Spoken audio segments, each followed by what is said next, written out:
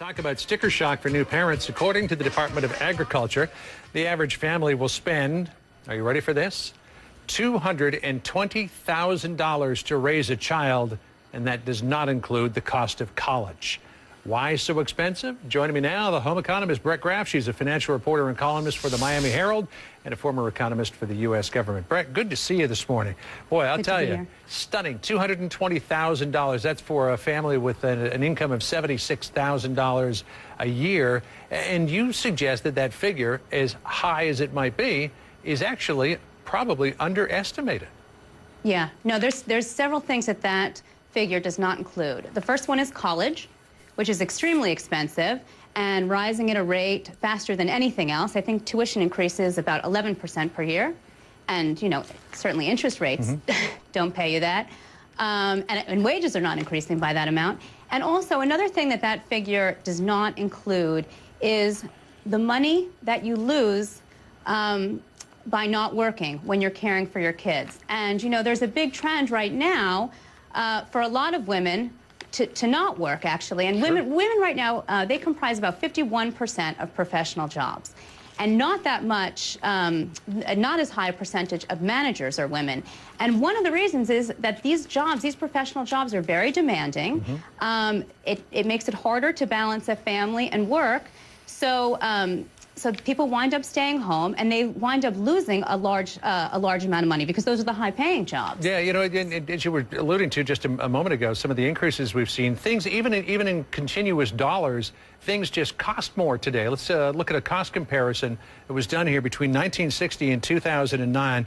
Child care and education, and this is in real dollars, it was 2% of the cost of raising a child in 1960. It's now gone up to 17%, more than 8 times. And look at healthcare has doubled. It was 4% of the cost of raising a child in 1960. Now it's 8%. So parents, it's not just inflation here. It's just, you know, in terms of like what the dollar is worth, but those things just cost more, way more than they did back then.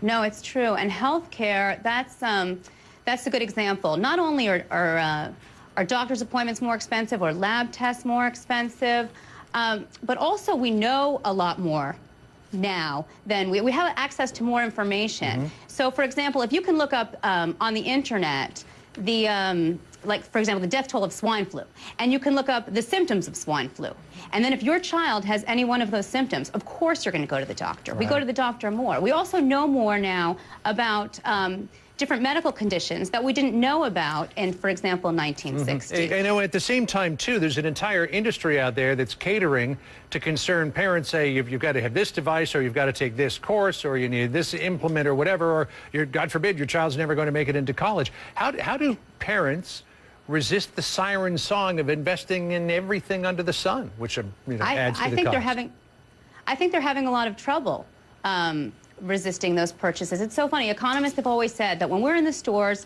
we're very rational beings. We look at prices, we look at quantity, whether or not we need it, and we like to think of ourselves that way. We like to think of ourselves as rational. But the truth is, when you are shopping, it's actually a very emotional experience. Psychologists are finding that out. Behavioral economists are finding that out. It's very emotional. And what are you more emotional about than your child? So again, it's a matter of having access to more information. We know now that early exposure to, for example, music or languages can have very real benefits in the long run, and marketers know that. So that's on the box, and parents start to feel very torn. It's a feeling of urgency of having these products. They feel like if they don't make this investment in their kid, then their child will be left behind. Oh, I know. When I was a kid, the one thing that I always wanted was piano lessons, but my mom couldn't afford a piano, and look at how I turned out. It was terrible. Right. Where else can parents save money? You suggest housing is a big area.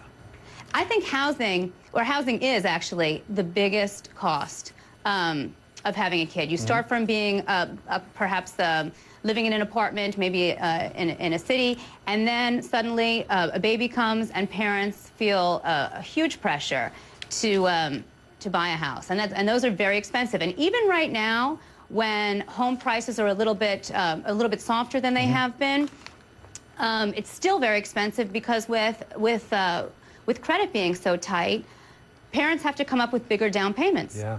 So that housing is the biggest cost of having children. So, and we have this new mentality of every child has to have their own bedroom. Yep.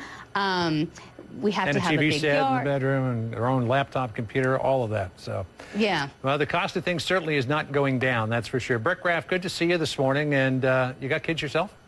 Yeah, no, I have 2 kids, 2 girls. Boy. All right, $440,000. Yeah. All right. Oh, thanks.